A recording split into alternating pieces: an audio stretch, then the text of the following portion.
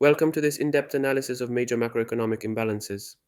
Today, we'll explore phenomena that profoundly impact the stability and prosperity of every nation.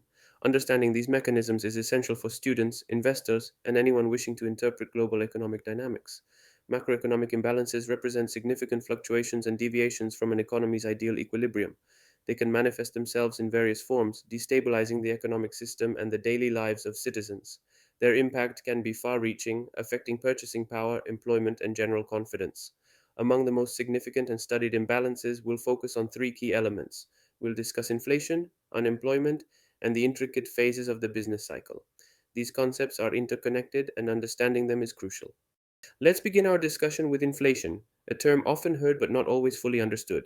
Inflation is defined as a general and sustained increase in the prices of goods and services in an economy. This means that over time, the monetary unit loses its purchasing power. The causes of inflation can be multiple and complex, yet often acting simultaneously. Traditionally, we distinguish them into two main categories: demand pull inflation and cost pull inflation. Demand pull inflation occurs when aggregate demand for goods and services in an economy exceeds available supply. Under these circumstances, consumers are willing to pay more to obtain the products they want.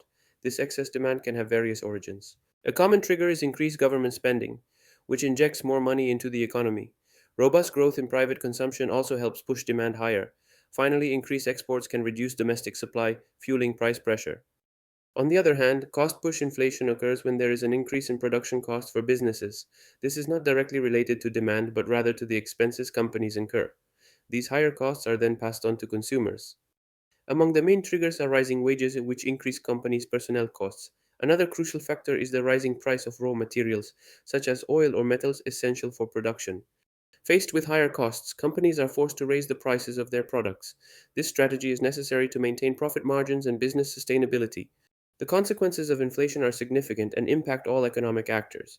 A primary impact is the reduction in consumers' purchasing power.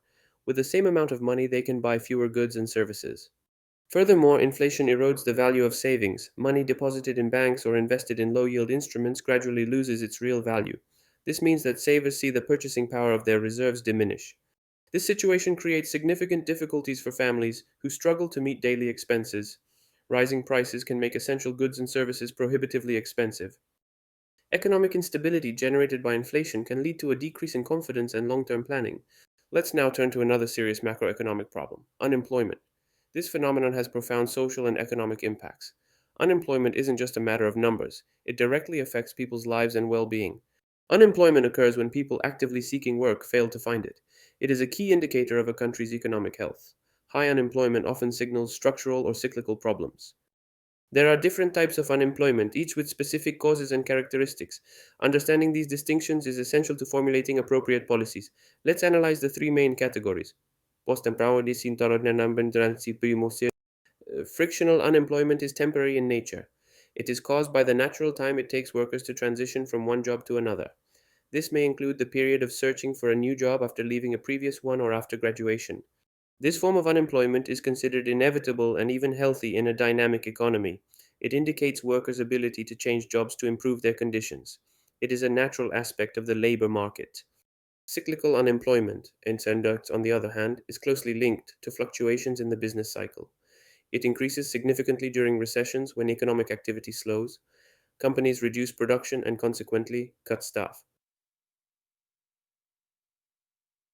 Conversely, it decreases during economic expansions. During these periods, companies increase production and hire new workers. It is an indicator of the economic health of the economy. Structural unemployment is the most persistent and difficult to resolve. It is caused by a profound mismatch between the skills required by the labor market and those offered by workers. This mismatch can arise from multiple factors. Underlying factors include technological changes, which are making some professions obsolete, structural changes in the economy, such as the decline of traditional sectors or the emergence of new industries, also contribute to this form of unemployment. It requires long term interventions for reskilling and training. The social impact of unemployment is devastating and extends far beyond the economic. The lack of stable employment can lead to poverty for individuals and families. Income declines and expenses become unsustainable. Unemployment is also a significant source of stress. Worry about the future and the difficulty providing for one's needs generate anxiety and frustration. This stress can have repercussions on physical and mental health.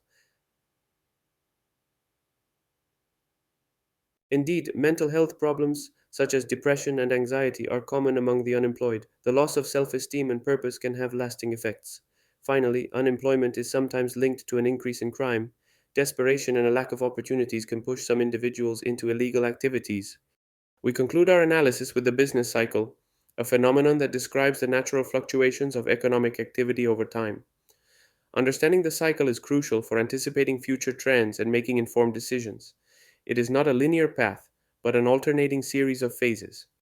The economic cycle is divided into four main phases, which follow one another more or less regularly. Each phase has distinctive characteristics that influence employment, production, and prices. Let's look at them in detail. The first phase is the expansion. During the expansion, sustained economic growth occurs, employment increases, consumption and investment grow, and prices often rise. It is a period of optimism and prosperity. Businesses increase production and hire new workers to meet growing demand. Consumer confidence is high, further stimulating spending. This phase can last for several years, fueling general prosperity. Next comes the crisis phase or peak. This is the turning point of the cycle where economic growth begins to slow. Production capacity reaches its limits, and inflationary pressures may emerge. The crisis phase is a prelude to contraction. Signs of a slowdown may include a decline in business orders or a decline in investor confidence. This is a time of uncertainty, when economic expectations are beginning to moderate. Investment and consumption decisions are becoming more cautious. The third phase is recession, a period of economic contraction. It is characterized by a decline in the production of goods and services. Unemployment increases significantly, and there is a general decline in prices, sometimes resulting in deflation. Companies are laying off workers, consumer spending is falling, and investment is declining. Confidence is at an all time low, and pessimism prevails. A recession is a difficult time for the entire economy. Finally, we enter the recovery phase. This is the gradual return of economic activity after a recession. Production begins to grow again, albeit slowly, and unemployment begins to decline. Confidence gradually returns. Recovery is a period of reconstruction and adaptation. Businesses and consumers slowly regain confidence in the future. This recovery phase eventually leads to a new expansion, completing the cycle. Understanding the business cycle is crucial for governments and central banks. Only then can they implement effective economic policies. The goal is to mitigate the negative effects of recessions and promote long term sustainable economic growth. Governments can use fiscal policies, such as government spending or taxation. Central banks intervene with monetary policies, such as managing interest rates. These tools are designed to stabilize the economy. We've explored the main macroeconomic imbalances: inflation, unemployment, and the business cycle. It's clear that these phenomena are deeply interconnected. Inflation and unemployment often move in opposite directions in the short run, influenced by the phases of the business cycle. Managing these imbalances presents complex challenges for economic policymakers. There is no one size fits all solution. A holistic and dynamic approach is needed. To effectively address these imbalances, targeted and well calibrated economic policies are required. This includes structural reforms, investments in education and infrastructure, and prudent monetary management. A thorough understanding of the underlying dynamics is essential to ensure long term economic stability and growth.